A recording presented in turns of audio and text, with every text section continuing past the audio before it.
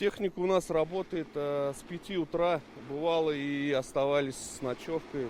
Бывало круглые сутки ездила просто без остановки.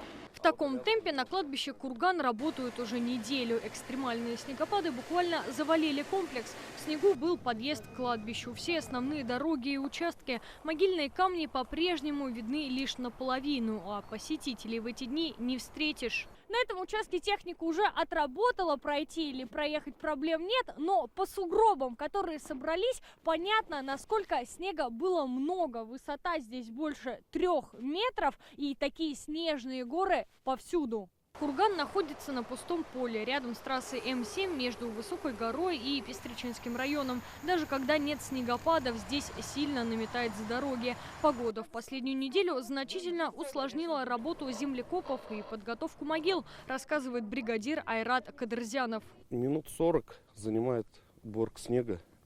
Бригадно распределяемся, чистим снег. Где-то мерзлота, приходится долбить.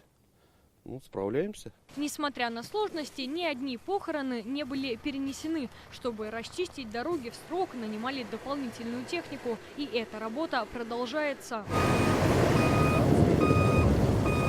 В Казани 36 кладбищ. Ежедневно проходит порядка 25 похорон. Во всех комплексах в усиленном режиме убирают снег. Привлечено больше 50 единиц спецтехники. Кладбище у нас в основном находится на окраинах города. Соответственно, длинные подъездные пути. И да, мы столкнулись с большой проблемой, что если бы мы не расчистили, то, возможно, были большие проблемы с похоронами. Есть такая. Наша основная задача не сорвать ни одни похороны и позволить людям проводить своего родственника достойно. Теперь сразу после снегопадов работники кладбища столкнулись с еще одним испытанием от погоды – крепкими 30-градусными морозами. Алена Струминская, Дельмин Дубаев, ТНВ, Казань.